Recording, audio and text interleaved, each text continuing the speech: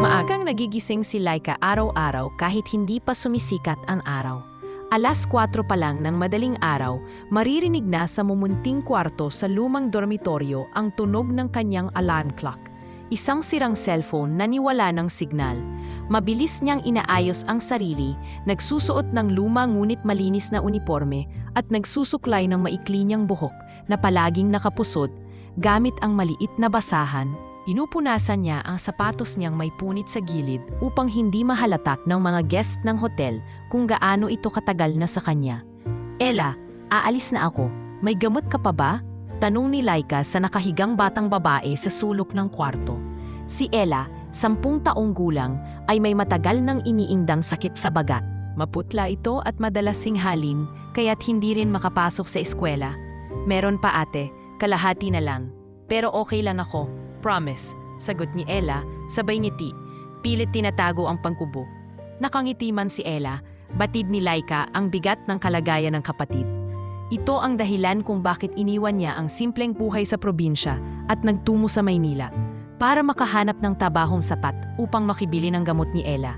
Dito siya napadpad sa Seraphim Grand Hotel, isang 5 biting hotel sa lungsod kung saan siya nagtatrabaho bilang tagalinis. Sa kabila ng napakaraming housekeepers, si Laika ang laging inaasahan sa mga maselang kwarto. Malinis siya sa trabaho, walang reklamo, at hindi nagtatanong ng labis. Ngunit sa kabila ng kanyang dedikasyon, hindi pa rin sapat ang kinikita niya. Kulang palagi para sa gamot, para sa gatas ni Ella, at lalo na para sa mga pangarap niyang matagal nang isinantabi. Habang naglalakad patungo sa hotel, dala ang plastik na may lamang tinapay at isang thermos ng instant kape. Sinusulat niya sa isip ang mga linyang papasok sa kanyang tula. Oo, si Laika ay hindi lamang tadalinis. Isa rin siyang makata sa kanyang tahimik na mundo.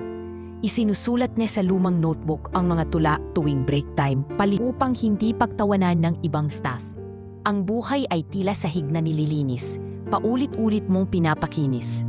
Pero hindi nawawala ang mga bakas. Bulong niya habang naglalakad. Nang makapasok sa back entrance ng hotel, agad siyang sinalubong ng malamig na tingin ng ilang kasamahang housekeepers. "Uy, ayan na si favorite ni boss," bulong ni Tessa, isa sa mga senior na housekeepers. Baka mamaya sa VIP rooms na naman siya assigned. Ngumiti lang si Laika, sanay na siya sa mga patutsada. Para sa kanya, mas mahalagang manatili sa trabaho kaysa pumatol sa inggit. Agad siyang nag-time in at dumiretso sa locker room. Isang sticky note ang nakadikit sa kanyang locker. Room 1107, full VIP setup, expect inspection. Pirma ito ng kanilang housekeeping supervisor. "Room 1107, bulong niya. Iyon ang pinakamasilang silid sa hotel. Laging nakabook, ngunit bihira ang gumagamit. Maraming chismis tungkol sa kwartong iyon, na ginagamit daw ng pamilya ng may-ari ng hotel, pero walang makapagpatunay. Nang makarating sa 11th floor, tahimik ang paligid. May ilan siyang nadaanang kasamahan, ngunit hindi siya pinapansin. Binuksan niya ang pinto ng room 1107 at huminga ng malalim. Pagkapasok, agad siyang sinalubong ng mabangong amoy ng mamahaling linen at bagong ayos na bulaklak. Maingat niyang sinimulan ang paglilinis, mula sa bintana, carpet, CR, hanggang sa minibar.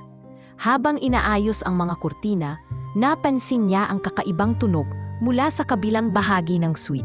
May sliding glass door na naghihiwalay sa main area sa isang maliit na reading nook. Mula roon, parang may narinig siyang mahinang hikbi. Lumapit siya, maingat, at sinilip sa siwang ng kurtina.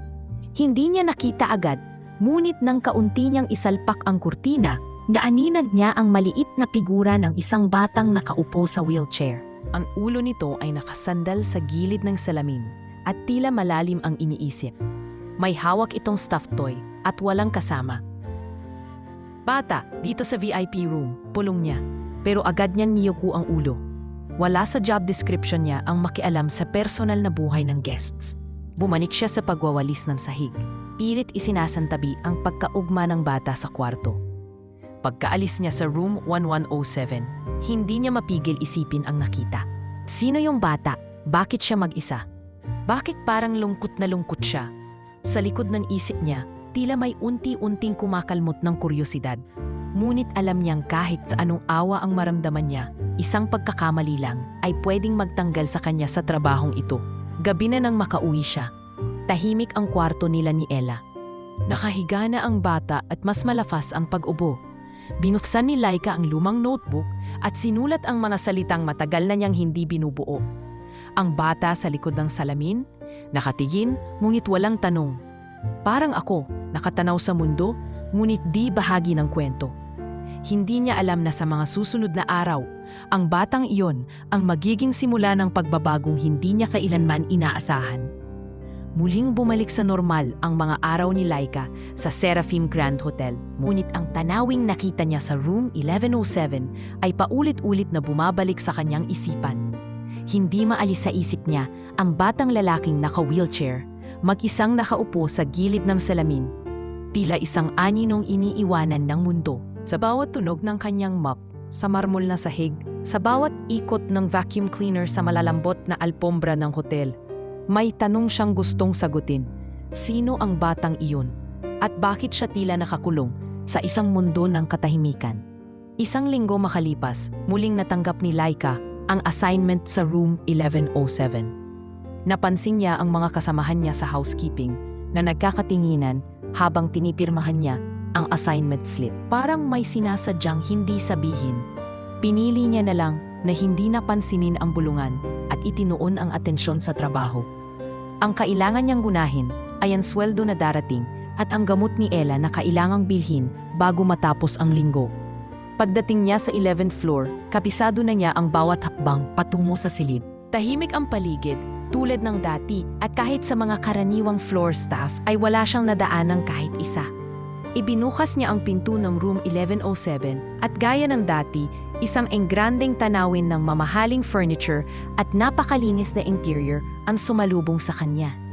Habang inaayos ang mga unan sa king-sized bed, muli niyang narinig ang mahinang tunog ng pagtangis. Hindi ito malakas, kundi tila pigil at palihim. Dahan-dahan siyang lumapit sa sliding glass door. Nakakurtina ito ngunit may siwang na bahagyang nakabukas. Tumigil siya, nagdalawang isip. Hindi ko dapat, bulong niya. Pero nanaig ang awa at pag-aalala. Ibinukas niya ng kaunti ang kurtina at gaya ng dati, naroon na naman ang bata. Nakasuot ito ng puting polo, nakasandal ang ulo sa gilid ng wheelchair at hindi siya namamalayang pinagmamasdan. Ngunit bago pa siya makagalaw, may kumaluskos sa likuran niya. Anong ginagawa mo dyan? Malamig na boses ng isang babae.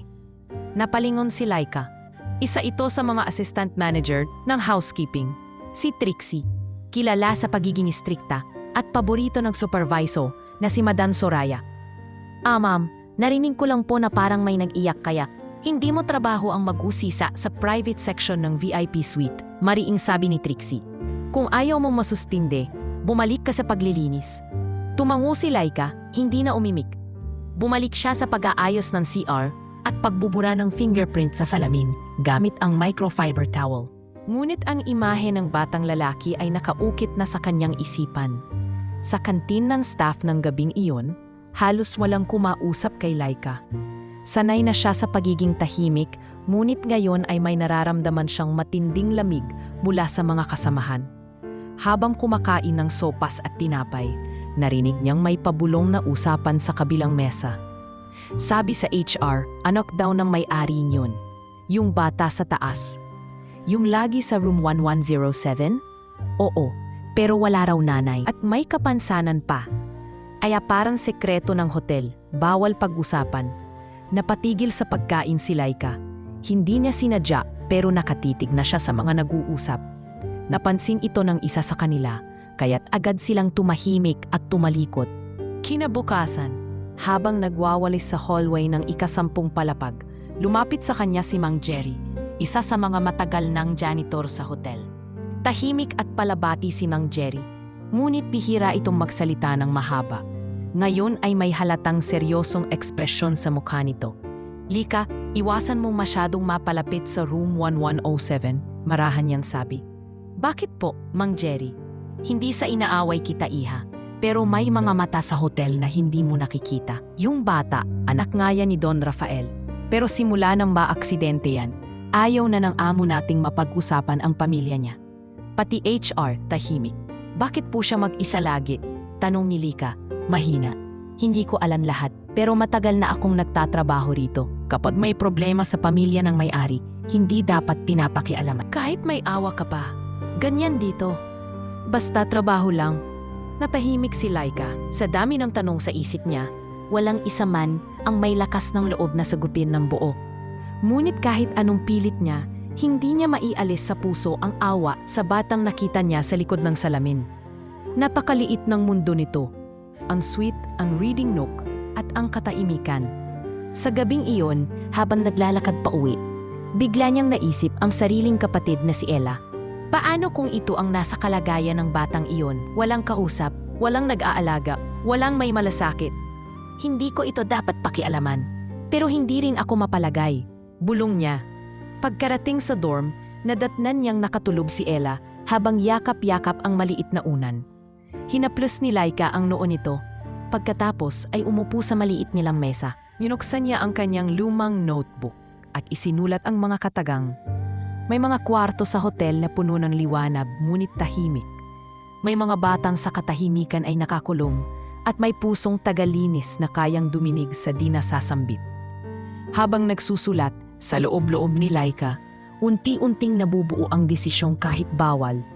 Hindi niya palalagpasin ang pagkakataong maging kaibigan ng batang iyon. Mabigat ang pakiramdam ni Laika habang bitbit ang kanyang trolley ng linis mula sa isang silid patungo sa susunod.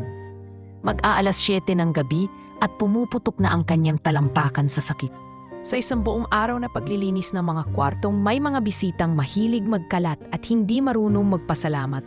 Ang tanging tumitibay na lang sa kanya ay ang alaala ng ngiti ni Ella at ang isang matinding tanong na bumabagabag sa kanya.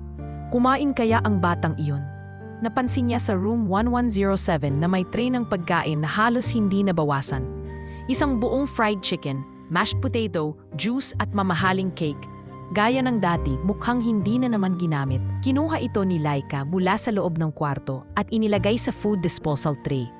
Ngunit sa halip na itapon agad sa basurahan ng hotel kitchen, huminto siya. Sayang naman, mahina niyang bulong habang nakatitig sa pagkain para bang sumisigaw ng, "Huwag mo akong i-up." Sa kantin ng staff, laging lugaw o tinapay lang ang kayang bilhin ni Laika. Kay Ella, napilitan na rin siyang tipirin ang sustansya. Isang pack ng noodles at itlog na may konting sabaw. Pero ngayon ang pagkain ito, mainit-init pa, malinis, maayos, at higit sa lahat, mahal. Napalingon siya sa paligid ng back kitchen. Walang tao, tahimik ang gabi. Sa isang iglap ng pagpapasyang pinilit niyang baliwalain dati, dinala niya ang tray sa likod ng gusali, iniyayo sa isang eco bag at isinama pa uwi. Hindi ito para sa kanya, ito'y para kay Ella. Pagdating sa dormitoryo, tuwang-tuwa si Ella nang makita ang pagkain. "Wow! Ate, fried chicken? Saan mo to nakuha?" Halos tili ng bata. May natirang pagkain sa isang guest. Malinis pa, tinapon na dapat pero kinuha ko na lang bago pa madumihan. Sayang, di ba? Pagpapaliwanag ni Laika habang sinasandok ang mashed potato sa maliit na plastic plate. Kahit natira lang to, ang sarap pa rin. Para akong kumain sa restaurant. Nakangiting wika ni Ella habang nilalasap ang bawat kagat. Napangiti si Laika. Sa mga oras na iyon, tila nakalimutan niya ang pagod, ang takot at ang panganib ng ginawa niya. Pero sa likod ng kanyang isipan, bumabalik ang larawan ng batang nakaupo sa wheelchair, nangungulila, tahimik, tila wala sa tamang lugar. Kinabukasan, hindi na niya naisip magdalawang isip. Matapos ang shift, sinadyang pinuntahan ni Laika ang likod ng gusali. Sa gilid malapit sa emergency exit kung saan madalas dumaan ang delivery. Doon niya nakita ang batang lalaki. Nasa wheelchair pa rin ito, suot ang parehong damit na parang hindi pinapalitan at may hawak na isang laruan sa kanyang kandungan. Wala pa rin kasama. Lumapit si Laika. Bitbit ang food container na inilagay niya sa kanyang sariling bag, isang simpleng kanin at sinigang na hiningi niya sa kaibigan sa kitchen staff. "Hi, gusto mo ng pagkain?" Tanong niya, maingat ang boses. Napatingin sa kanya ang bata. Tahimik. Ngunit sa mata nito ay may bahid ng pag-aalinlangan na mabilis ding napalitan ng kakaibang liwanag. Tumango ito ng dahan-dahan. Umupo si Laika sa tabi nito sa sementadong gilid. Kinuha ang kutsara at inumpisahang subuan ang bata. Nang maihain na ito sa kamay ng bata, tinikman nito ang sinigang at napapikit. Masarap po, mahina nitong... Ang pangalan ko si Laika, pakilala ng dalaga. Ikaw, ano pangalan mo? Gab. Gab, ang ganda ng pangalan mo. Ngumiti si Laika. Pasensya ka na kung ganito lang yung pagkain ha. Wala akong ibang dala eh. Mas masarap po to sa mga kinatain ko, sabi ni Gab na halos pabulong habang pilit inuubos ang kanin. Napaisip si Laika. Sa laki ng hotel, sa dami ng staff, bakit tila walang gustong lumapit sa batang ito? Bakit tila hindi siya inaalagaan ng nurse o bantay kung totoo mang anak siya ng may-ari? Nang matapos ang pagkain, ngumiti si Gab. Salamat po Ate Laika. Parang may kung anong tumusok sa puso ni Laika nang marinig ang kanyang pangalan mula sa batang iyon. Hindi niya pa sinasabi ang buong pangalan, pero tila alam na ng bata o baka sinadya niya lang hularan. Ngunit higit pa roon, sa simpleng salamat, may naramdaman si Laika na tila matagal nang hindi niya naramdaman sa hotel. Ang pakiramdam na may taong pinasaya siya ng totoo. Gab, nandito ka ba palagi? Tanong niya bago umalis. Dito lang ako, pero di ako dapat lumabas. Mahina nitong sagot. Kaya lang gusto ko lang makita yung mga halaman doon. Tinuro ng bata ang maliit na garden patch malapit sa loading dock. Tumango si Laika. Basta huwag kang laging magtagal dito ha. At kung gutom ka, hanapin mo ako o iwanan mo lang tong panyo ko sa gilid ng hallway. Pag nakita ko, alam kong gusto mong makausap. Iniabot niya ang lumang panyo. Pinisil ang balikat ng bata at tahimik na umalis. Hindi niya alam kung tama ang ginagawa niya, pero isang bagay ang sigurado niya. Ang batang iyon ay may kaluluwang sabik sa malasakit. Sa gabing iyon, habang muling nagsusulat sa kanyang notebook, sumibol ang isang bagong tula sa kanyang puso. Sa likod ng ginto at marmol, may pusong nagkukubli. Tahimik ang paligid, ngunit sigaw ang damdami may saysay. Isang bata sa dilim, isang dalagang tagalinis. Dalawang kaluluwang nagtagpo. Hindi alam kung bakit. Hindi pa man niya alam ang magiging bunga niyang simpleng pagkain at pakikipag-usap. Alam niyang nagsimula na ang pagbabago. Hindi lang sa bata, kundi pati na rin sa kanya. Lumipas ang ilang araw mula nang una niyang pakainin si Gab sa gilid ng emergency exit. Tulad ng dati, patagong iniiwan ni Laika ang kanyang baong pagkain sa lugar kung saan nila huling nagtagpo. Hindi sila palaging nagkikita, ngunit sa bawat araw na may natitirang pagkain mula sa kitchen, alam na niya kung saan ito dadalhin. Isang gabi, matapos ang kanyang shift, dumaan si Laika sa likod ng hotel. Bitbit niya ang isang plastic container na may lamang tinolang manok. Hiningi niya ito kay Aling Marites, ang kusinera sa kantin. Kapalit ng kanyang pinagbentahan ng lumang blouse. Alam niyang gustong-gusto ni Ella ng tinola, pero mas nanaig ang awa niya kay Gab. Tiniis niya ito, alang-alang sa batang tila naging parte na ng kanyang konsensya. Paglapit niya sa dating pwesto, nagulat siya sa nakita. Si Gab nakasandal sa gulong ng kanyang wheelchair. Maputla ang muka at nanginginig ang buong katawan. Namumutla ang mga labi nito at may mga patak ng pawis sa noo. Nilapitan agad ni Laika ang bata. Gab, anong nangyari sa'yo? Tanong niya habang nilalapag ang kanyang bag at tinatapik ang pisngi ng bata. Nilagnat po ako simula pa kaninang hapon, pero ayaw ko pong doon nang sa loob. Mahina ang boses ni Gab at halatang pinipigilan ang ubo. Lumingon si Laika sa Walang kasamang nurse, walang bantay. Wala ni isang staff na tila nakakaalam sa kalagayan ng bata. Wala bang tumutulong sa'yo? Nasaan ang nurse mo? Tanong niya, nanginginig sa galit at takot.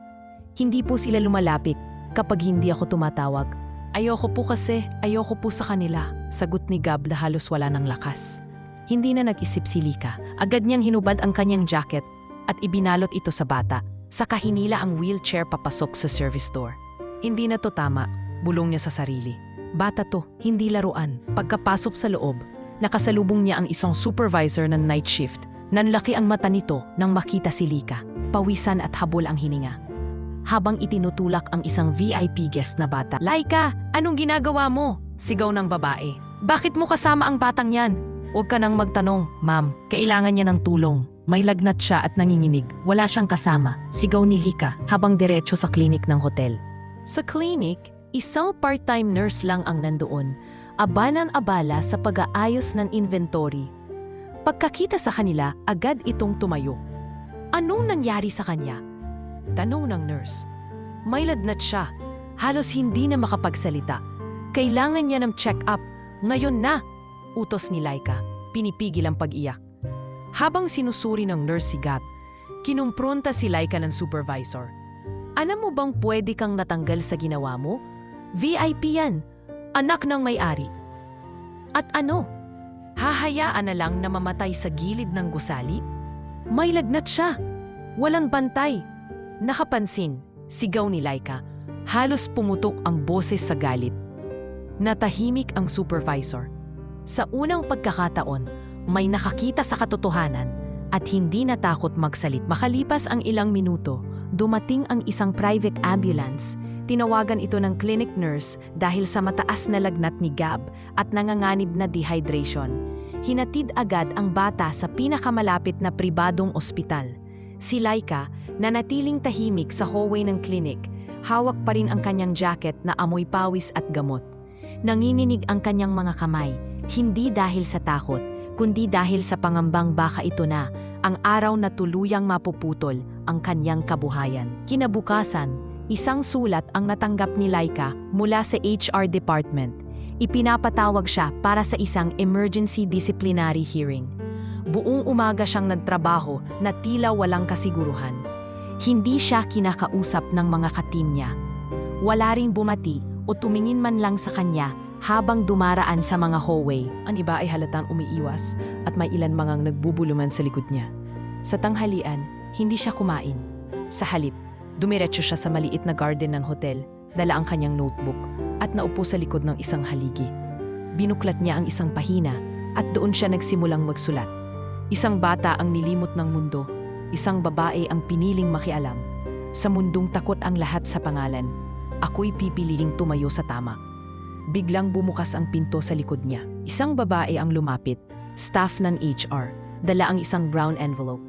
Miss Laika Pascual, pinapatawag ka po ngayon sa executive floor. Ngayon na. Tumayo si Laika, tiniklop ang notebook at huminga ng malalim. Hindi niya alam kung ang haharapin niya ay ang katapusan ng kanyang trabaho o ang simula ng isang bagong yugto na hindi niya inakala. Ngunit sa puso niya, kahit ano pa ang mangyari, buo na ang desisyon niya. Hindi niya pagsisisihan ang pagtulong sa isang batang nangangailangan kahit pa ang batang iyon ay anak ng taong may kapangyarihan na kayang baguhin ang kanyang buhay.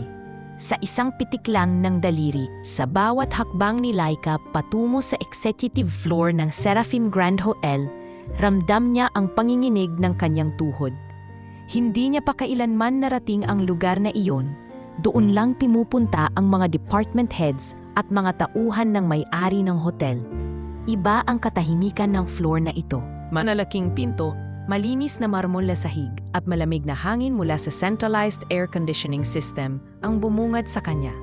Pakiramdam niya'y tila siya'y isang ibong napadpad sa palasyo ng mga agila. Tumigil siya sa harap ng conference room 3. Sa labas nito ay isang receptionist na agad siyang nilapitan. Kayo po si Miss Laika Pascual? Tumango siya. Tuloy po kayo.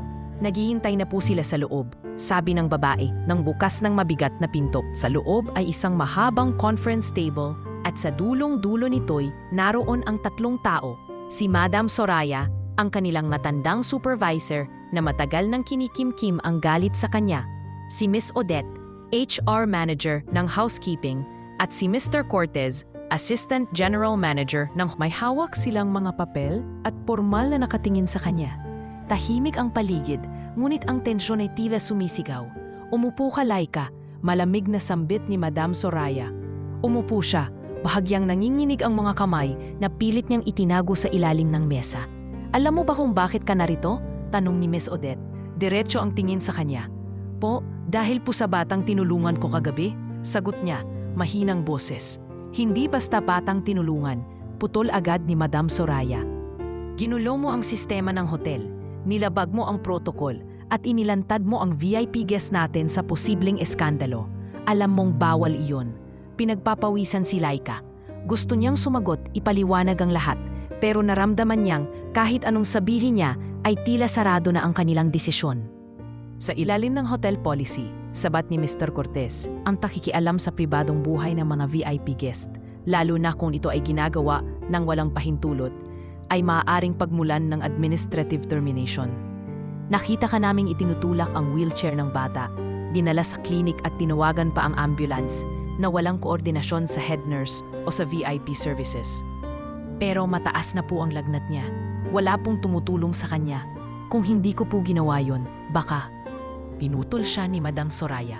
Hindi mo trabaho ang manghimasok. Kung may concern ka, dapat idinaan mo sa tamang proseso. Tahimik si Laika. Naramdaman niyang tinatalo siya ng sistema. Isang sistemang ginagawang kasalanan ang pagtulong kung ang tinulungan ay makapangyarihan. Dahil dito, effective today, you are suspended for 3 days habang iniimbestigahan ang pangyayari. Maaari ka nang umalis, pahayag ni Miss Odette, sabay abot ng dokumentong kailangang pirmahan. Tumayo si Laika, tinanggap ang papel at walang salitang lumabas sa kanyang bibig. Inilihim niya ang luhang pilit lumuluha habang papalabas ng silid. Sa elevator, mag-isa siyang bumaba, hawak ang papel ng suspensyon. Walang tunog, walang salita, tanging pag-ikot ng utak sa mga nangyari ang kanyang kasama. Paglabas niya ng building, dumiretso siya sa kalapit na park kung saan siya madalas tumambay kapag hindi kayang umuwi kaagad. Doon niya inilabas ang notebook at binasa ang huling entry. Tila may kirot sa bawat linya, ngunit may damdaming hindi sumusuko. 1 oras ang lumipas bago siya umuwi sa dorm. Pagdating niya sa loob, agad siyang niyakap ni Ella. "Ate, kanina pa kita hinihintay. Gutom ka na siguro, may sinangag ako dyan, tsaka itlog." Ngumiti si Lika. Kahit sa gitna ng pagkalugmok, ang munting tinig ni Ella ay nagbibigay sa kanya ng lakas. Ngunit napansin ng bata ang lungkot sa mukha ng kanyang ate. "May nangyari po ba, ate?" tanong ni Ella. Nag-aalalang tinignan ang papel na hawak ni Lika. "Nasuspindir ako sa trabaho, Ella." Baka mawalan na rin ako," sagot niyang diretsahan. "Dahil po ba dun sa batang tinulungan mo?" usisa ni Ella. Tumango siya. "Oo, anak siya ng may-ari ng hotel. Pero walang tumutulong sa kanya. Hindi ko kayang tiisin, Ella. Hindi ko kayang lumingon lang habang nahihirapan ang bata." "Hindi po masama ang ginawa mo, ate." Mahinang ngunit matatag na tugon ni Ella. "Mabait ka lang po at hindi po kasalanan ang tumulong." Napaluha si Laika sa mga salitang iyon. Hinaplos niya ang ulo ng kapatid at pinilit ngumiti. Kinaumagahan, hindi siya pumasok. Ngunit sa kabila ng kanyang suspension, nagpunta pa rin siya sa karinderya para makahanap ng ekstrang trabaho kahit 1 araw lang. Kailangan niya pa ring bumili ng gamot ni Ella sa murang kita na 500 piso sa buong araw na paghuhugas ng pinggan at paglilinis ng sahig. Tiniis niya ito.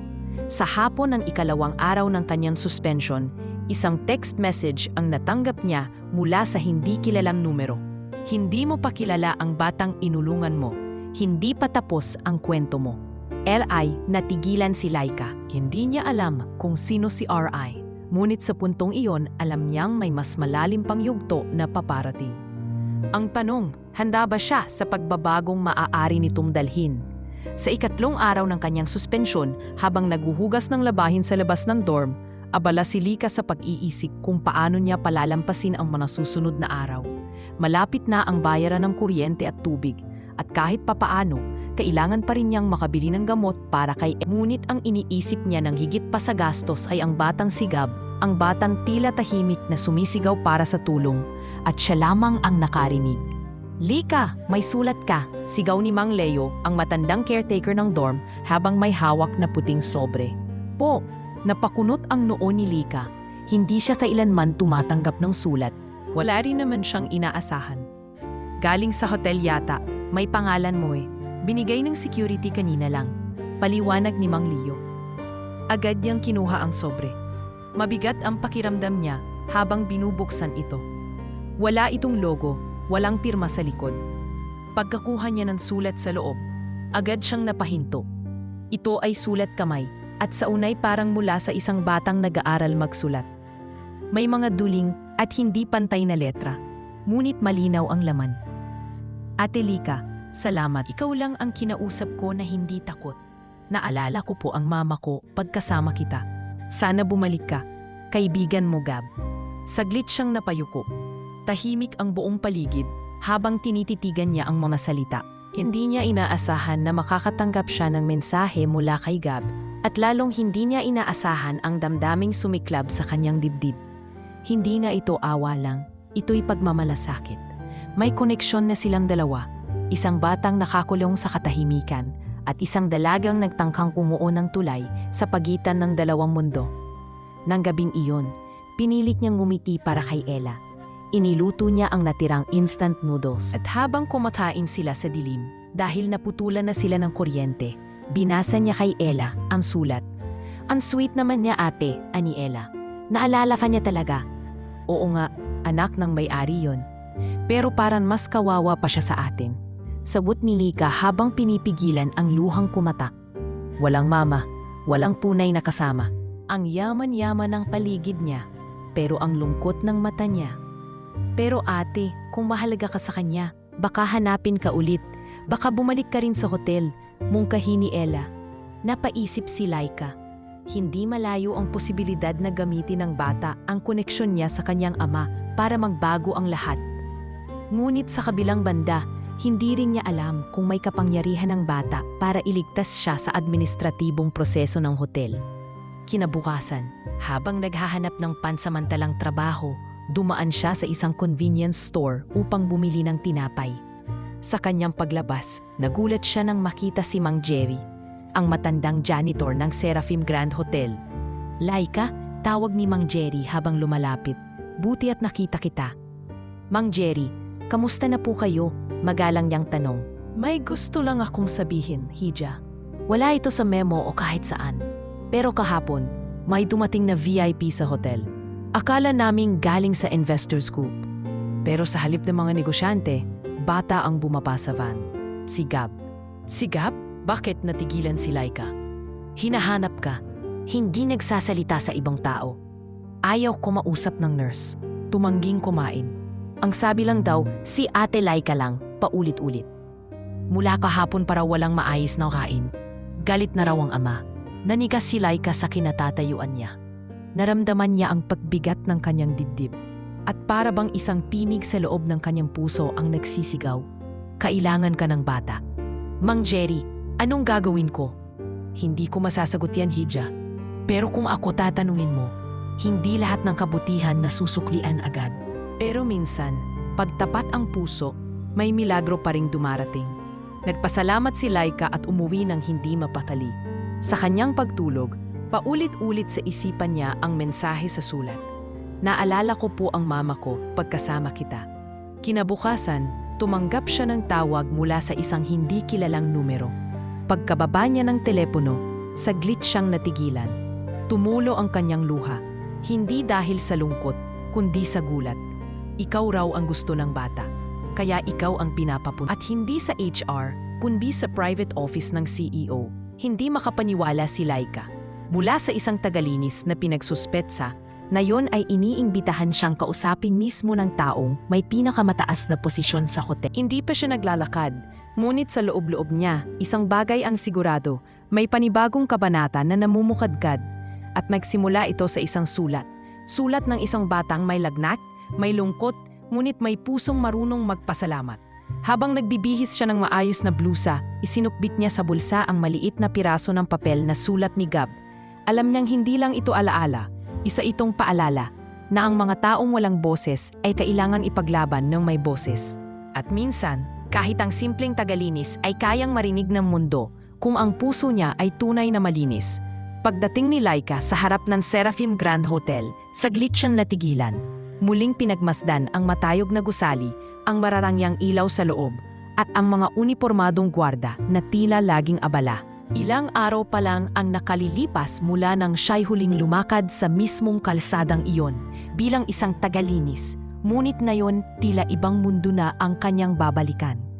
Bitbit niya ang sulat ni Gab sa loob ng bulsa ng kanyang blouse, pinakatagong sandata at paalala sa pinagmula ng lahat. Miss Laika Pascual? Tanong ng isang receptionist sa VIP entrance. Opo, ako po iyon. Pinapapunta po kayo sa Executive Lounge sa 18th floor. May naghihintay na po sa inyo. Magalang na tugon ng receptionist. habang inaabot ang visitor pass. Tahimik lang si Laika habang nasa loob ng elevator. Sa pag-angat ng palapag, parang may gumuguhit na tanong sa kanyang isipan. Bakit ako? Anong gusto nila sa akin? At sino nga ba talaga si Gab? Pagbuklas ng pinto, sinalubong siya ng isang lalaki na nakaitim na suit, halatang bodyguard. Ma'am, dito po tayo. Tahimik siyang sumunod. Sa dulo ng hallway, binuksan ng lalaki ang double doors ng isang malawak ngunit tahimik na opisina. Doon, sa loob ng modernong silid na may mala art gallery na interior at matataas na salamin, naroon ang isang lalaki, nakatayo sa tabi ng bintana, nakatanaw sa ibaba ng lungsod. Maitim ang suot nitong suit, at kahit pa halatang halata ang tindig at autoridad. Ang buhok nito ay bahagyang may uban sa gilid at sa kilos ng kanyang mga kamay, mababanaag ang lalim ng pag-iisip. Mr. Inigo, sabi ng bodyguard, narito na po si Miss Pascual. Dahan-dahang lumingon ang lalaki. Ang kanyang mukha ay seryoso, tila palaging sanay sa mga mahihirap na desisyon. Ngunit sa likod ng malamig niyang mga mata, may bakas ng pagod at lungkot na hindi niya naitago. Salamat Enzo, maiwan mo muna kami. Mahinang utos niya sa bodyguard. Pagkaalis ni Enzo, nanatili ang katahimikan sa loob ng opisina. Tumango lamang si Mr. Rafael Inigo kay Laika at iniimbitahan siyang maupo sa harap ng mesa. Hindi ko na pahahabain pa. Alam kong marami kang tanong. At marami rin akong gustong itanong sa'yo. Panimula ni Rafael. Tahimik si Laika. Hindi niya akalaing ang may-ari ng buong hotel, ang lalaking nasa likod ng milyong halaga ng negosyo, ay kaharap niya ngayon. At higit sa lahat, ito pala ang ama ng batang ilang ulit niyang pinakain sa tagong sulok ng gusali. Nais kong malaman kung ano talaga ang nangyari noong gabing dinala mo si Gab sa klinik. Gusto ko marinig mula sa iyo, hindi sa mga report ng HR o mga bodyguard ko. Ani Rafael, habang diretsyong nakatiig sa kanya. Huminga ng malalim si Laika bago nagsimulang magsalita. Isa-isa niyang isinalaysay ang mga nakita, ang mga pagkakataong walang nag-aalaga kay Gab, ang kanyang lagnat at ang kawalan ng kahit sinong gustong lumapit sa Hindi ko po kayang tiisin na pabayaan siya, sir. Kahit alam kong delikado sa trabaho, kahit alam kong pwede akong matanggal, bata po siya. Walang kasalanan ang isang batang nagkakasakit sa gabi. Ani Laika habang pilit pinipigil ang kanyang boses na manginig. Tahimik si Rafael matapos marinig ang lahat. Tumalikod itong muli at muling tumingin sa labas ng salamin. Alam mo bang matagal ko nang hindi naririnig si Gab na nagsalita ng buo sa isang tao na laging tahimik, laging nagsusulat sa kanyang tablet o sa papel? Pero mula nang makilala ka niya, ikaw lang ang hinahanap niya. Ikaw lang ang gusto niyang kausap. Mahina ngunit malinaw ang tinig ni Rafael. Lumingon siya kay Laika at sa pagkakataong ito, ibang anyo ang nakita niya sa mukha ng bilyonaryo. Hindi galit, hindi kontrolado, kundi isang ama. Isang amang pagod na sa paulit-ulit na pagkukulang. Ang asawa ko, namatay sa aksidenteng iyon. Ako ang nagmamaneho. Nandyan si Gab sa likod. Hindi ko alam na habang buhay na siyang mauupo sa wheelchair mula noon. Simula noon, sinubukan kong ibigay lahat. Doktor, nurse, therapist, gadget. Kahit isang buong silid na parang palasyo. Pero hindi ko na siya muling napangiti. Hanggang sa dumating ka. Sir, wala naman po akong ginawang espesyal. Pinakain ko lang po siya, kinausap, pinakinggan, sagot ni Lika, nahihiyang yumuko. Eksakto, sambit ni Rafael, ikaw lang ang nakinig sa kanya, bilang tao, hindi bilang isang pasyente, hindi bilang anak ng may-ari. Sa mga staff ko, VIP siya. Sa akin, anak ko siya. Pero sa'yo, kaibigan lang siya. Hindi na napigilan ni Lika ang pagtulo ng luha. Hindi niya inaasahan na maririnig ito mula sa isang taong may lahat ng yaman sa mundo, ngunit hindi alam kung paano muling makalapit sa sariling anak. Sir, kung papayag po kayo, kahit hindi na ako bumalik sa trabaho, pwede po bang makadalaw pa rin ako kay Gab paminsan-minsan? Tanong ni Laika, nanginginig ang boses. Ngumiti si Rafael, unang pagkakataong lumambot ang kanyang mukha. Mas higit pa dyan ang gusto kong ialok sa'yo, Laika, sagot niya. Gab wants you around, at ako rin. Gusto kitang makilala pa bilang taong kayang bimuhay sa anak kong halos kinalimutan na ang mundo. Nais kitang imbitahan, hindi bilang tagalinis, kundi bilang bahagi ng pamilya ni Gab. personal companion. Wala kang gagawin kundi ang makasama siya, kausapin siya, iparamdam na hindi siya nag-iisa. Hindi agad nakasagot si Laika. Napapikit siya at pinakiramdaman ang bawat pintig ng kanyang puso. Ang mundo niya ay umiikot sa paghahanap ng sweldo para sa gamot ni Ella, sa pag-iwas sa sigalot sa trabaho, sa pagtiis ng tagod at pang-aapi. Pero ngayong kaharap niya ang isang alok na kayang baguhin ang lahat ng iyon, hindi niya alam kung ito ba ay biyaya o isa lamang panibagong pagsubok. Ngunit alam niyang isang bagay lang ang sigurado. Ang batang si Gab ay hindi lang anak ng bilyonaryo. Isa itong batang nakahanap ng ina sa puso ng isang tagalinis. Ilang araw matapos ang pag-uusap nila ni Rafael Inigo sa Executive Lounge, tila nanumbalik ang katahimikan sa araw-araw na buhay ni Laika. Hindi pa siya agad bumalik sa serbisyo bilang staff ng hotel, ngunit nagpadala na ng mensahe ang HR na suspendido pa rin siya habang tinatapos ang dokumentasyon. Gayunman, tila may hangin ng pagbabago. Walang tahasang pangakong ibinalik siya, pero may bahid ng posibilidad. Samantala, naging panatag din si Ella.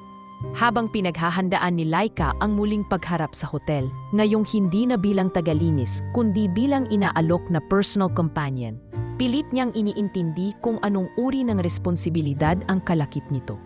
Hindi ito simpleng trabaho. Isa itong bagong mundo, isang papel na puno ng emosyon, hindi lang propesyon. Isang gabi, habang naghahapunan sila ni Ella nang tinolang halos puro sabaw at ampalaya, nakatanggap si Laika ng tawag mula sa numerong hindi niya pa rin alam. Sa pag-akalang ito ay may kinalaman kay Gab o sa alok ni Rafael, agad niya itong sinagot. Miss Laika, pamilyar na boses ng isang nurse mula sa hotel ang sumalubong. Pasensya na po sa abala, pero si Gab po nilalagnat na naman. Tumindig ang balahibo ni Laika. Nasaan siya ngayon? Wala bang kasama? Nasa ospital ba siya? Nasa suite lang po siya, ayaw niyang lumabas. Tumangging samahan ng nurse. Hindi rin kumakain.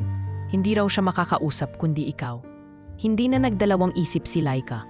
Kahit wala pa siyang formal na kontrata, agad siyang nagpaalam kay Ella. Anak, si Gab, may sakit ulit. Kailangan niya ako. Tumango si Ella. Pilit na ngumiti. Sige po ate, ingat po kayo. Sabihin niyo kay Gab na pagaling siya, ha? Bitbit ang isang maliit na bag na may face towel, baby wipes, at isang piraso ng napkin na may simpleng tula.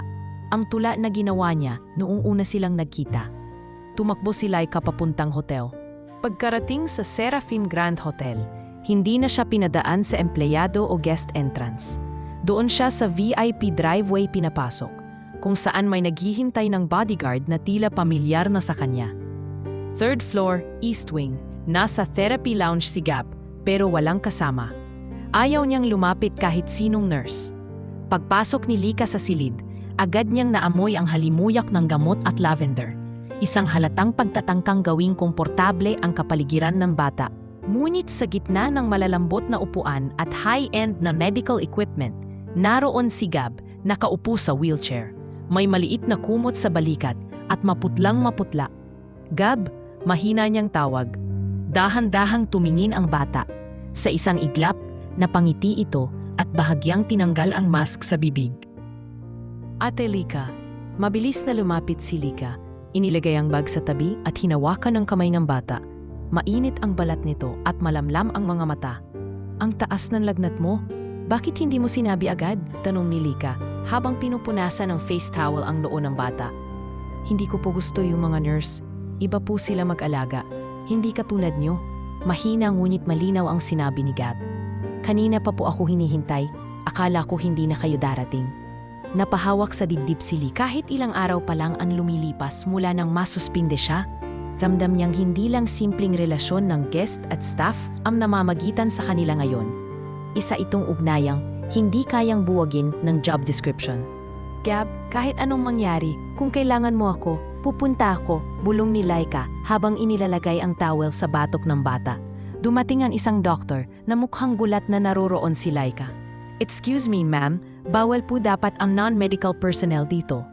Ngunit bago pa makapagsalita si Laika, sumingit si Gab, mahina, ngunit mariin. Ayoko po sa iba, si Ate Laika lang ang gusto ko. Natatingin ng doktor kay Laika, tapos ay tumango. Okay, basta bantayan mo siya Mataas ang fever. Nakainom na ng gamot, pero kung hindi bumaba sa loob ng 2 oras, kailangan na nating dalhin sa ER. Opo, ako na po ang bahala, sagot ni Laika habang pinapaypayan ang bata. Pag-alis ng doktor, muling tumahimik ang silid. Habang pinapahinga si Gab, inilabas ni Laika ang maliit na piraso ng papel mula sa bag. Ang tula na isinulat niya noon pa, ngunit ngayon lang niya ibinasa sa bata. Sa bawat pintig ng katahimikan, naroon ang sigaw ng pusong sugatan, ngunit sa pagdating ng kaibigan tahimik, may liwanag na bumabasag sa dilim. Tahimik lang si Gab, nakapikit, ngunit sa gilid ng mata nito, tumulo ang isang luha. Salamat Ate Laika, bulong ng bata. Kinabukasan bumaba na ang lagnat ni Gab. Sa ulat ng doktor, mas mabilis itong gumaling kumpara sa mga nakaraang pagkakataon. At bagaman wala pang formal na desisyon ang pamunuan ng hotel ukol sa posisyon ni Laika, isang memo ang ipinadala kay Rafael Inigo mula sa medical team. Gabriel Inigo responded significantly well to Miss Laika Pascual's presence. Recommend formalizing her involvement in therapeutic support. Hindi pa man tinatanggap ni Lika ang alok ng bagong tungkulin, ramdam na niyang unti-unti na siyang tinatanggap. Hindi lang ng isang bata kundi ng mundong minsang lumimita sa kanya. Sa huling gabi ng linggong iyon, habang natutulog si Gab sa therapy lounge, iniwan ni Lika sa mesang malapit ang kanyang notebook na may pirma sa likod. Para kay Gab, ang batang nagpabago sa kasambahay ng sahig at nagpatunay na may puwang pa sa mundong ito para sa malasakit. Kinabukasan ng umagang iyon habang tahimik na nagkakape si Lika sa lumang bangko malapit sa likod ng dormitoryo, isang tawag mula sa hindi nakarehistrong numero ang bumasag sa kanyang iniisip. Hawak-hawak niya pa ang mug na may bipak sa gilid habang nanginginig ang kanyang daliri sa pagpindot ng accept call. Miss Lika Pascual? Opo, ako po ito. General Manager's Office ito ng Seraphim Grand Hotel. Pinapatawag po kayo ngayon. Personal na hiling ni Mr. Rafael Inigo. Po, nais niya po kayong kausapin as soon as possible. Muling bumigat ang dibdib ni Lika. Kahit pa ilang beses na siyang nakausap ni Rafael, iba ang tawag na yon. Hindi ito usapan tungkol kay Gab. Hindi ito mensahe ng pasasalamat o personal na pag-anyaya. Ito ay formal, opisyal, at sa tono ng boses ng tumawag, tila may bumabalot na seryosong hangin. Dali-daling nagbihis si Laika. Pinili ang kanyang pinakamaayos na blouse at itinago sa loob ng kanyang bag ang maliit na notebook na naglalaman ng mga tulang hindi niya pa nailalabas sa kahit sino maliban kay Gab. Pagdating niya sa hotel, hindi siya dumaan sa main lobby. Sa halip, isang bodyguard muli ang sumundo sa kanya at diretso siyang inihatid sa opisina ng general manager. Sa loob, naroon sina Miss Odek mula HR, si Mr. Cortez ang assistant GM at ang taong hindi niya inasahang naroon, si Madam Soraya, ang kanyang supervisor na matagal nang palaging tila may galit sa kanya. Tahimik ang silid habang pinapasok siya. Ipinaupo siya sa gitna at naramdaman niyang parang isang akusado sa korte ang posisyon niya. Miss Pascual, panimula ni Miss Odette habang binubuksan ang folder sa kanyang harap. Matatandaan mong nasuspindi ka kamakailan dahil sa hindi autorisadong pakikialam sa VIP guest ng hotel. Nasa aming panuntunan na. Biglang bumukas ang pinto. Lahat ng mata ay napalingon. Sa pintuan, pumasok si Rafael Inigo. Malamig ang presensya niya tulad ng dati. Ngunit ngayon, mas ramdam ni Lika ang bigat ng kanyang autoridad. Sa kanyang likod ay tahimik na sumusunod ang batang si Gab. Nakaupo sa wheelchair at may hawak na maliit na stuffed toy sa kandungan. Good morning, maiksing bati ni Rafael, bago lumapit sa harap at tumayo sa gitna ng silid. Pasensya na kung hindi ako nakarating agad, pero ayokong magpatuloy ang pagpupulong na ito nang wala ako. Walang nagsalita. Miss Pascual, diretsyong tingin ni Rafael sa kanya. Tama sila. Nilabag mo ang protocol ng hotel. Hindi mo sinunod ang tamang proseso. Pumasok ta sa responsibilidad na hindi mo saklaw. Sa isang sistema tulad ng hotel na ito, ang ganong kilos ay maaaring maging batayan ng termination. Napayuko si Laika. Alam niyang totoo ang mga salita. Ngunit bigla ring nagsalita si Rafael. Mas malumanay, ngunit mas matalim. Ngunit sa sistemang iyon, may mga butas. may mga pagkukulang.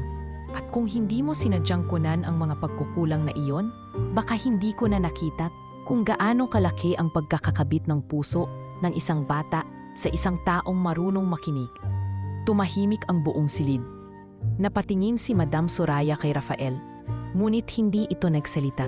In fact, patuloy ni Rafael, ang batang ito na anak ko ay 3 araw nang hindi kumakain ng maayos, hindi nakikipan-usap at hindi sumusunod sa therapy. Hanggang sa dumating si Lika. At mula noon, bumalik ang sigla niya. Nag-umpisa ulit siyang magbasa, magtula, ngumiti. Lumingon si Rafael sa anak. Gab, gusto mong magsalita? Tumango si Gab, sa kamarahang nagsalita. Ayoko na po ng ibang kasama. Si Ate Lika lang po. Napaluha si Lika sa kinauupuan niya. Kundi dahil sa pakiramdam na sa unang pagkakataon sa matagal na panahon, may batang nanindigan para sa kanya. Dahil dyan, sabi ni Rafael, humarap kay Miss Odette at Mr. Cortez. Binabawi ko ang suspension kay Lika Pascual. Mula sa araw na ito, hindi na siya empleyado ng housekeeping. Nagulantang si Laika, pati ang mga naroroon. Ngunit bago pa siya makaramdam ng panlulumo, agad na sinabi ni Rafael. Simula ngayong araw, siya na ang itatalagang personal therapeutic companion ni Gabriel Inigo.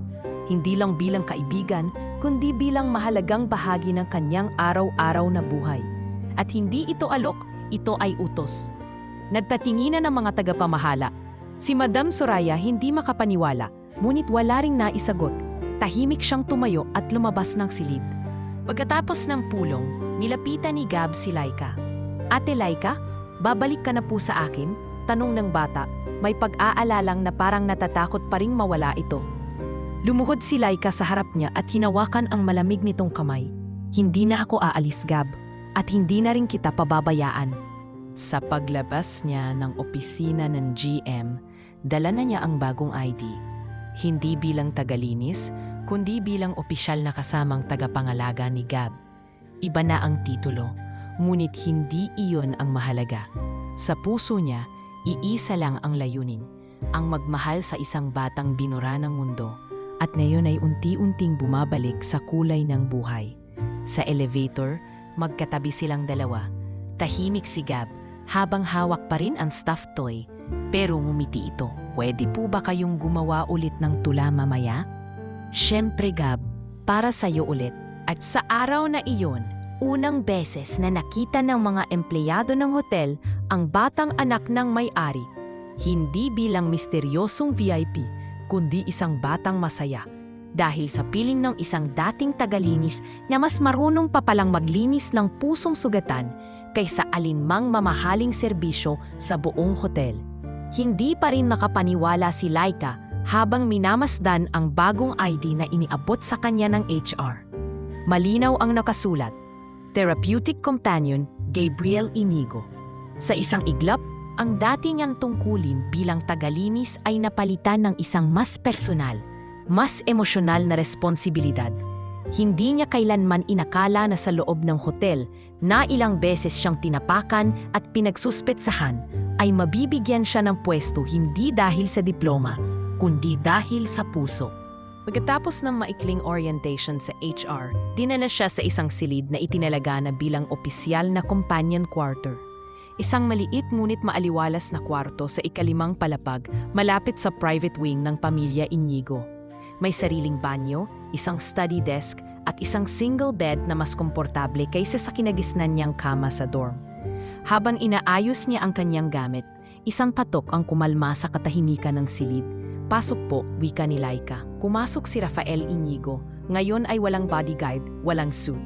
Naka-long sleeves lang ito na tinupi ang manggas at hawak ang isang maliit na album ng larawan. May nais akong ipakita sa iyo, Laika, ani Rafael habang umupo sa silya sa harap ng desk. Tahimik lang si Laika habang naupo rin. Hindi niya alam kung anong klase ng pag-uusap ito, ngunit batid niyang mahalaga. Alam kong marami ka nang narinig, mga chismis, mga opinyon ng ibang staff. Pero ngayong bahagi ka na ng buhay ni Gab. Nais kong malaman mo ang totoo, lahat ng totoo. Ibinuka ni Rafael ang album. Isa-isang ipinakita ang mga larawang puno ng ngiti. Si Gab bilang batang masayahin, habang karga ng isang babaeng tila kahawig nito. May mga larawang nasa beach, at may isang litratong may malaking birthday cake sa harap ni Gab, habang hawak-hawak ng kanyang ina ang kanyang kamay. Ang pangalan ng asawa ko ay Mylene, isang guro, simple, mahilig magsulat ng tula, gaya mo. Doon ako unang naakit sa kanya, sa pananalita niyang laging may lalim. Kwento ni Rafael, bahagyang napangiti. Gabi ng aksidente, galing kami sa isang award ceremony. Magkahawak silang mag-ina sa likod ng sasakyan. Ako ang nagmamaneho. May tumawid, biglang preno. Humampas ang sasakyan sa poste. Ako, konting galos lang. Pero si Mylene, tinamaan sa leeg. Si Gab, sa gulugod. Napayuko si Lika. Hindi niya kailanmang inisip na ang maimpluwensyang Rafael Inigo ay may dalang ganoong sakit sa puso. Simula noon, hindi na muling nagsalita si Gab sa akin ng mahaba, kahit anong yaman, anong doktor. Walang gumana. Tinuruan ko siyang ngumiti sa mga bisita, pero hindi sa akin. Hanggang sa araw na sinabihan ako ng therapist, ang anak mo hindi kailangan ng nurse. Kailangan niya ng punay na presensya. Tahimik lang si Lika. Nangingilid ang luha niya. Hindi sa awa, kundi sa damdaming pareho sila ng iniiyakan. Ang pagkawala. Sir, mahina niyang sabi. Pasensya na po kung minsan ay akala ko, pabaya kayo. Ngayon, naiintindihan ko. Umiling si Rafael. Wala kang dapat ihingi ng paumanhin.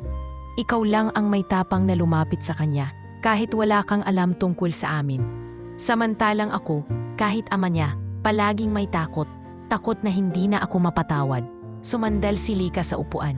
Iniisip ang sariling buhay. Alam niyo po, ako po, iniwan kami ng tatay namin noong 7 taon ako. Ang nanay ko namatay sa tuberculosis. Mag-isa kong pinalaki si Ella. Lahat ng kinikita ko, sa kanya lang napupunta. Pareho pala tayong nabuhay, sa pagitan ng mga iniwan at iniwanan, ani Rafael.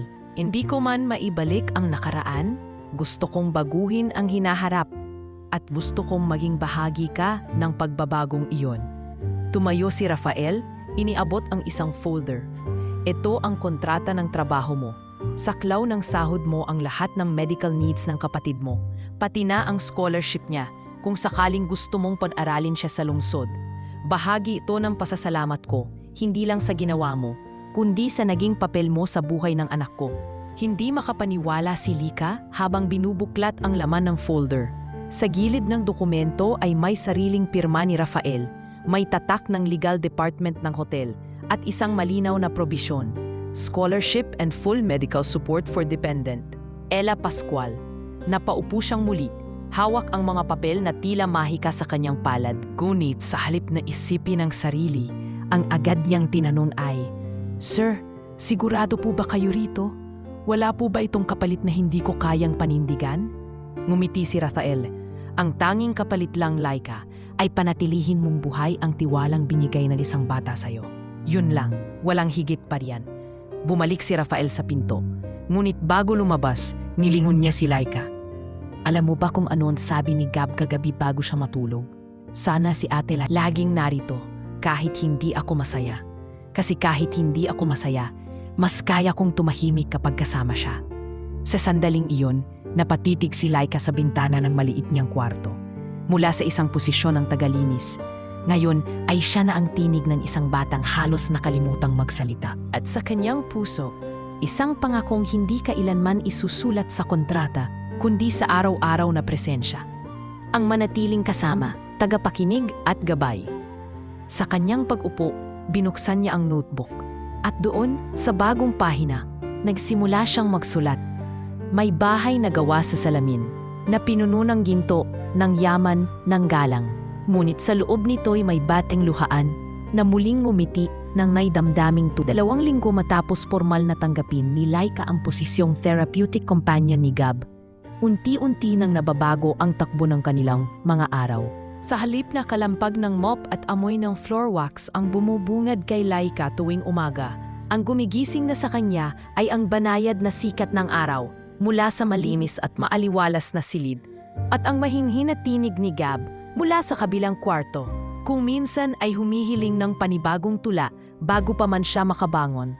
Good morning, Ate Laika.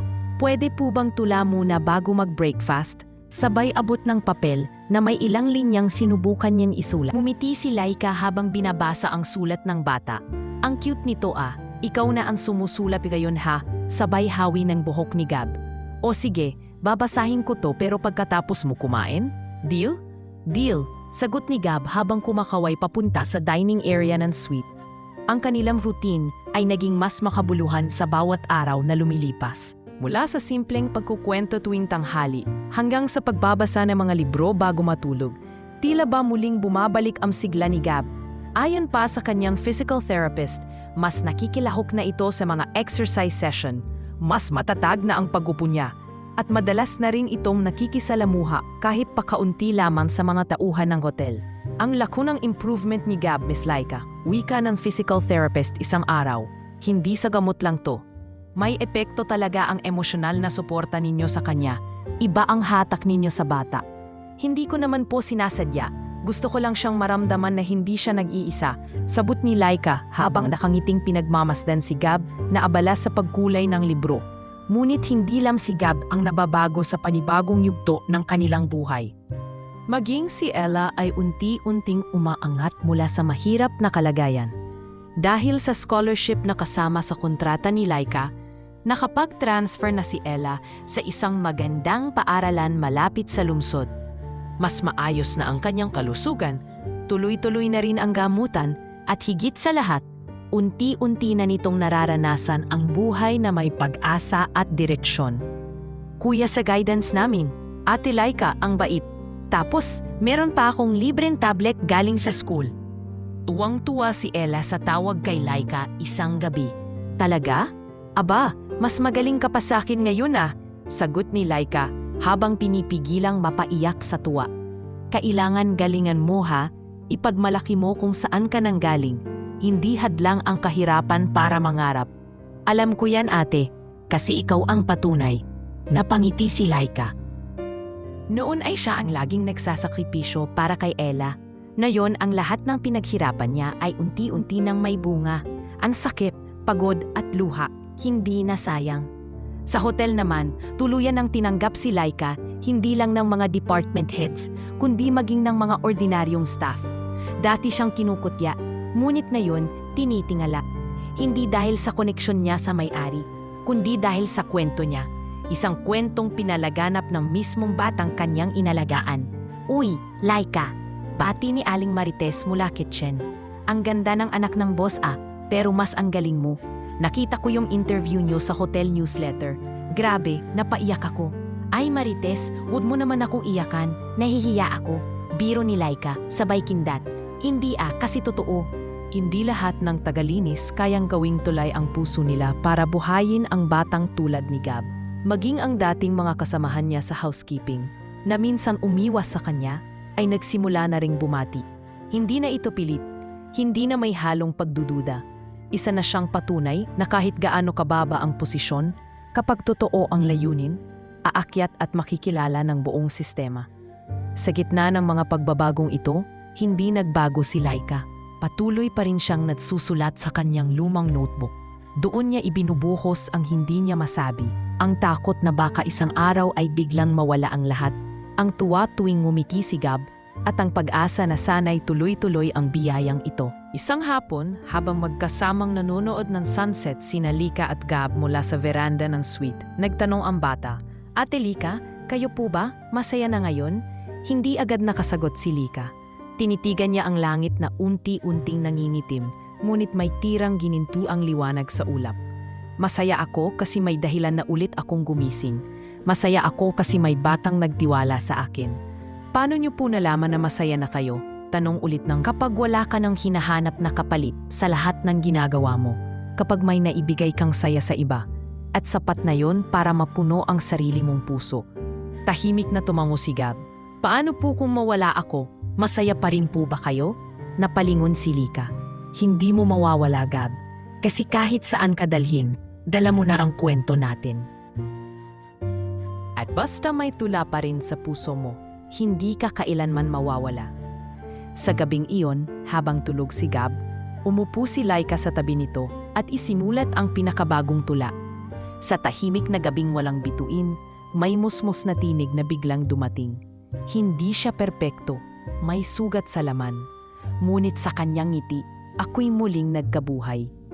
Ito ang panibagong simula ni Laika, hindi na bilang kasambahay, kundi bilang ilaw ng isang batang matagal nang nasa dilim. At sa bawat araw na dumarating, ipinapangako niya sa sariling hindi na siya muling hihinto. Sapagkat ang tunay na malasakit ay hindi trabaho, ito'y panata. Habang masigla at payata na ang araw-araw ni Laika sa piling ni Gab at sa bagong kapaligiran ng hotel, unti-unti ring lumalabas ang mga pagbabagong dulot ng kanyang naging kwento. Isang umaga, habang kasama niya si Gab sa music therapy room, isang tahimik ngunit malakas na bulungan ang umabot sa kanya mula sa hallway. Alam mo ba, yung si Madam Soraya, sinibak na sa posisyon. Hindi siya nagulat ngunit hindi rin niya agad ipinakita ang reaksyon. Sa halip, tumutok siya sa ginagawa ni Gab, pinapatunog ang xylophone gamit ang mahinang daliri habang kinanta nila ang Twinkle Twinkle Little Star. Ngunit sa kanyang puso, alam niyang darating din ang araw na ito. Pagkatapos ng session, habang kumakain sila ng merienda, kinumpirma ni Rafael mismo ang balita sa kanya. Lika, nais kong ipaalam na si Soraya ay hindi na bahagi ng Seraphim Grand Hotel. Matagal nang may mga kasong nakabinbin laban sa kanya, ngunit ang naging asal niya sa iyo, lalo na noong suspendido ka, ang naging huling patak. Napayuko si Lika. Hindi ko po hangad na may mawalan ng trabaho, pero totoo pong nasaktan ako nun. Naintindihan ko. Pero may mga posisyon na kailangang gampanan ng may dignidad at kung sa halip ay ginagamit ito sa pang-aapi, hindi na iyon karapat-dapat manatili, sagot ni Rafael. Maya-maya, lumakit si Gab sa kanya at marahang nagsalita. Si Madam Soraya po ba yung laging sumisigaw sa inyo dati, ate? Napatingin si Lika sa bata, saka marahang tumango. Oo Gab, pero okay na lahat ngayon, wala nang sigawan. Tahimik na ang mundo natin. At sa katahimikang iyon, lumalalim ang paninindigan ng hotel sa pagbabagong dulot ng kwento ni Lika. Nagsimulang maglabasan ang dating hindi pinakikinggan na hinaing ng mga ordinaryong staff, mga helper sa kitchen, janitor, bellboys, na nagsimulang magsalita, hindi na natatakot. Bilang tugon, naglabas si Rafael ng bagong panuntunan, isang buwanang open-floor dialogues kung saan maaaring maghain ng hinaing, sugestyon at karanasan ng mga empleyado direkta sa HR at pamunuan. At hindi lang iyon, inimbitahan niya si Laika bilang isa sa mga Employee Relations Ambassadors. Gusto kitang isama, Laika, sabi ni Rafael sa kanya isang hapon habang sabay nilang tinatanaw si Gab na masayang nakikipaglaro sa therapy dog ng hotel. Ikaw ang mukha ng pagbabago rito. At hindi ako magdadalawang isip na ipaabot sa lahat ng empleyado kung anong klase ng puso ang dapat dala ng bawat isa. Akip, hindi po ba nakakahiya? Wala po akong college degree. Di po ako sanay magsalita sa harap ng maraming tao. Sagot niya, tila nag-aalangan. Ang kailangan ng mga empleyado ay hindi magarbong salita. Kailangan nila ng totoo. At ikaw, Lika, totoo ka. Kaya mas kailangan ka namin. At ganun nga ang nangyari. Sa unang employee dialogue, isa si Lika sa mga nagsalita. Bagamat nanginginig ang kamay habang hawak ang mikropono, diretsong sinabi ni Lika ang pinakabuod ng kanyang karanasan. Hindi ko po ginustong maging bayani o maging espesyal. Isa lang po akong ate na gustong tulungan ang batang nagugutom. Hindi ko po inaasahang may makakakita noon. Pero sa totoo lang, ang mahalaga lang sa akin, may natulungan akong hindi binigyang pansin ng iba. At kung meron mang dapat baguhin sa sistemang ito, yon ay ang paniniwala nating walang saysay ang simpleng malasakit. Nagpalakpakan ang mga empleyado. Sa loob ng ilang taon, na yan lang naramdaman ng marami sa kanila na pinakikinggan sila. At hindi doon natapos ang papel ni Lika sa pagbabagong iyon. Si Rafael, na dati kilala sa pagiging malayo at malamig, ay nagsimula ng bumisita ng mas madalas sa mga opisina at department ng hotel. Hindi na siya lang ang CEO sa mga portrait sa hallway. Ngayon, kilala siya bilang ama ni Gab at mas lalong tagapagtanggol ng isang bagong kulturang may malasakit. Alam mo ba, Ate Lika, ani Gab minsan habang nagsusulat sila ng tula, mas masaya na ang mga tao sa hotel Hindi na sila takot. Sabi ni Kuya sa kitchen, ikaw daw ang dahil. Napangiti si Laika. Lahat tayo, Gab. Kasama ka doon. Gusto ko po, pagtanda ko, ganyan din ako. Yung kaya pong tumulong kahit walang kapalit. Mas higit ka pa doon, Gab. Kasi kahit hindi ka nagsasalita noon, sa mata mo pa lang, alam kong may puso kang kayang magmahal. Habang lumilipas ang mga araw, naging mas malinaw ang epekto ng presensya ni Laika. Hindi na siya basta kompanyon ni Gab. Isa na siyang huwaran sa loob ng hotel. Tagapagtaguyod ng dignidad ng mga ordinaryong empleyado. At higit sa lahat, isang patunay na ang tunay na pagbabago ay hindi kailangang manggaling sa taas, kundi pwedeng magsimula sa isang babaeng tahimik lang na naglilinis ng sahig. Sa isa sa mga araw na iyon, tinawag siya ni Rafael sa opisina. May dala itong dokumento, isang paanyaya. Laika, nais kong alukin ka ng scholarship, hindi lang para kay Ella. Gusto ko rin sanang mag-aral ka. May mga part-time courses na pwede habang patuloy ka kay Gab. Psychology, special education, kahit writing, ano man ang gusto mo, handa akong sumuporta. Hindi nakasagot agad si Laika. Pinagmasdan niya ang dokumento at para siyang bumalik sa dating siya, ang babaeng walang pinag-aralan, walang koneksyon at walang tinig. Pero ngayon, narito siya, pinipili, pinakikinggan. Salamat po. Sir, sambit niya habang pinipigilan ng luha. Matagal ko na pong gustong matuto. At kung meron po akong matututunan para mas mapangalagaan si Gab at matulungan ang iba, gusto ko po yun. Sa kanyang pag-uwi sa maliit nilang apartment na ngayon mas maayos na at hindi na kulang sa kuryente at tubig, niyakap siya ni Ella ng mahigpit. Ate Laika, alam mo ba? Ako raw ang top 1 sa class namin. Ngumiti siya at hinalikan sa noo ang kapatid. Tama lang yan, anak. Kasi mula sa tagalinis, magiging tagapagturo na rin ako. At sa gabing iyon, muling binuksan ni Laika ang kanyang notebook. Isinulat niya ang pinakadagong tula, hindi para kay Gab lang, kundi para sa lahat ng katulad niya. Wala akong korona, wala akong titulo, ngunit sa bawat pagdamay may halaga ang puso.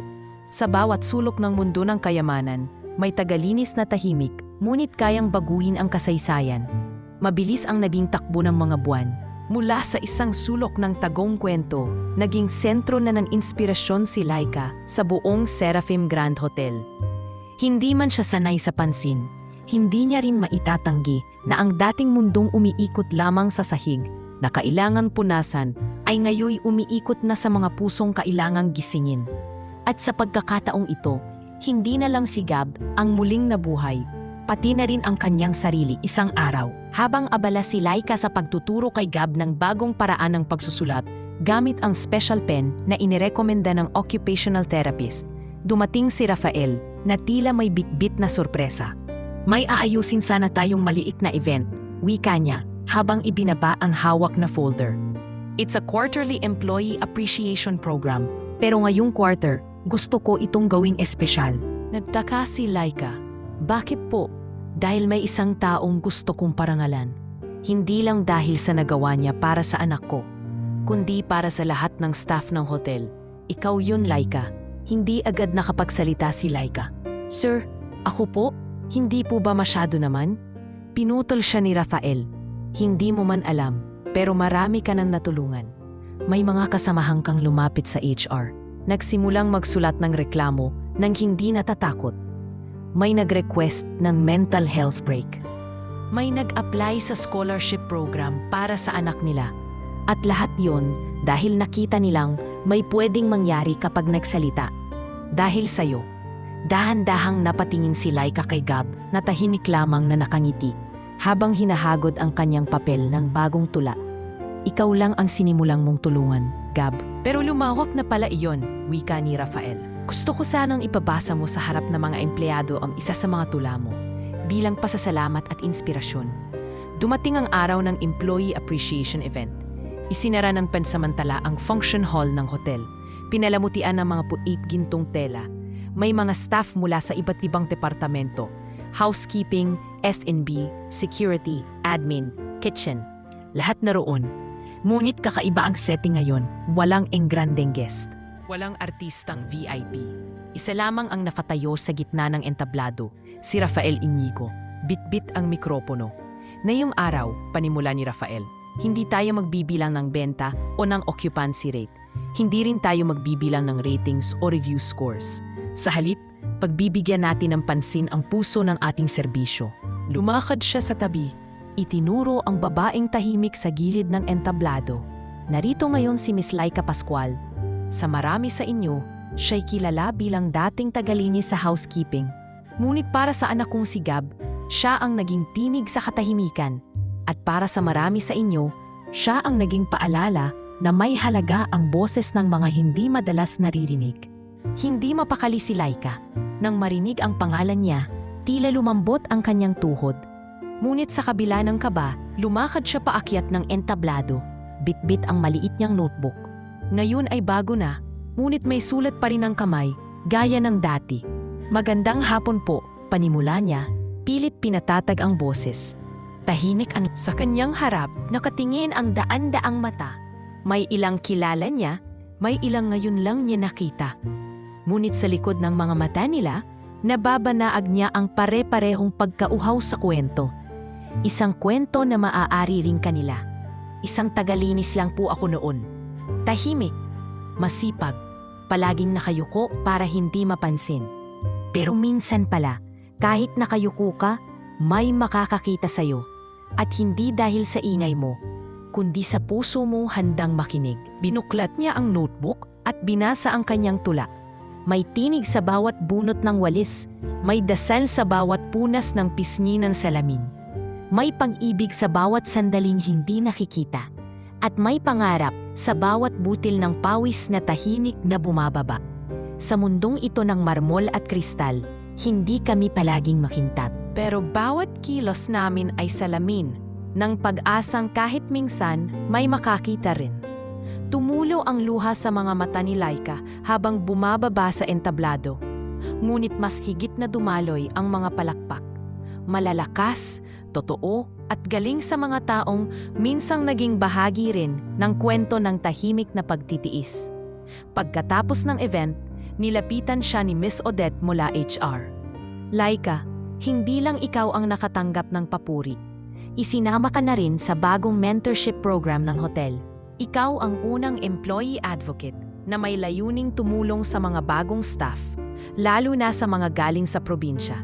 Gusto naming gawing sistema ang kabutihan mong likas. Hindi makapaniwala si Laika. Ako po? Mentor?